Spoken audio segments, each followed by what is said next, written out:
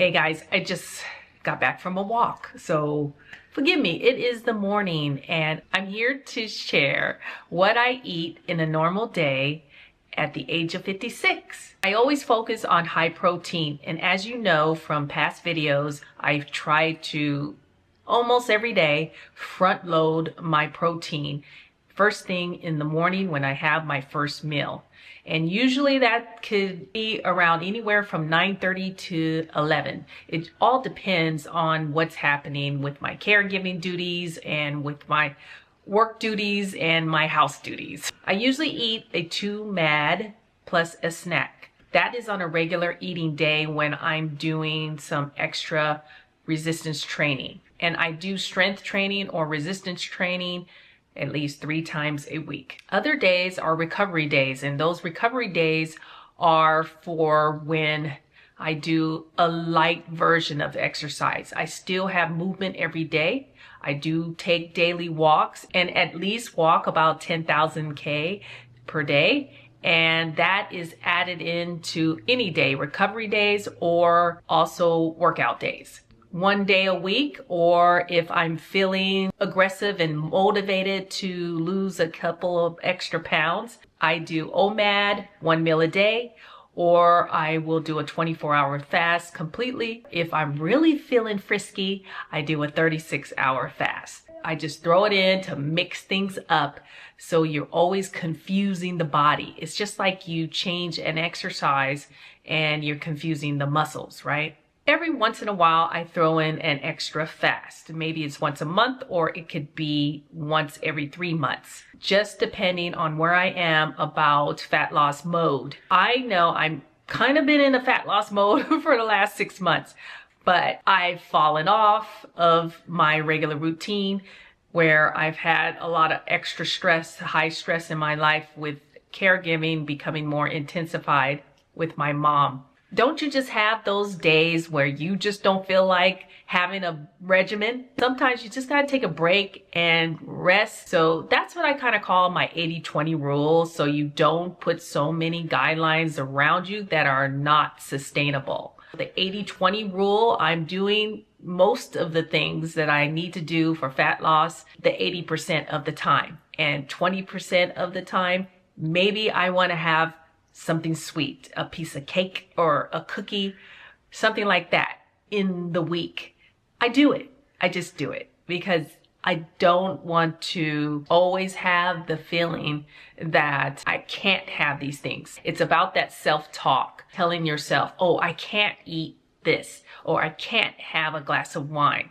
Instead, you need to change the words around in your internal talk, which is, I get to eat a healthy meal.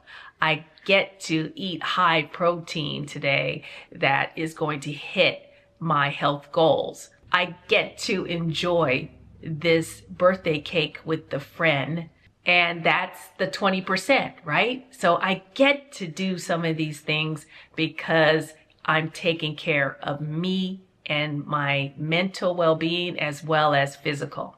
Here's what I just ate the other day. You can see that I always add in extra protein first thing in the morning with my eggs, either with yogurt, or I add in a piece of chicken or a piece of salmon, turkey patty or a beef patty, and these are the meals that I come up with.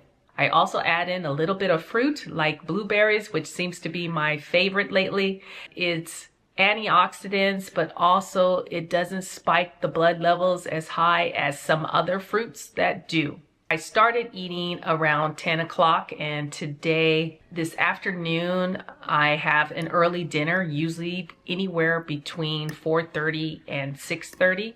And that's kind of where I land, and I need to cut it off. And if anything, if I eat something extra, that's okay, because I know I'm going to have an early cutoff time that is going to give me at least 3 to 4 hours of non-eating time frame, which puts me into fasting earlier in the day before bedtime. And this is really what works. The earlier you cut off your time, meaning in the daylight hours, and just stop eating at nighttime, this is really going to change the way that your body will start to cut into the fat storage. My nighttime routine is just as important as my morning routine. So I want to make sure that I wind down properly, eating earlier for the last meal, setting myself up so that my cortisol levels come down, blood sugar is normal range, and then I sleep very well, which is your recovery time. And that's where the magic happens, that you're cutting into the fat overnight. I love that, but just resting. And that's so important, getting 7 to 8 hours at least of sleep. That is good quality sleep. And that's what really helps me. So for the snack is usually a high protein, either yogurt with some fruit, add in some cinnamon to give a little more sweetness to it, maybe a little bit of vanilla extract. And that's kind of been my thing, no calories there.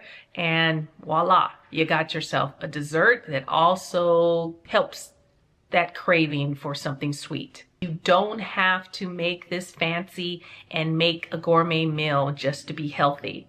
It's about just putting the components together, your protein, and then dressing around the plate with your fats and your fiber and veggie. So the veggie is your fiber. So that is a wonderful balance for each meal. Shooting for 100 grams is kind of my goal, to get that consistently.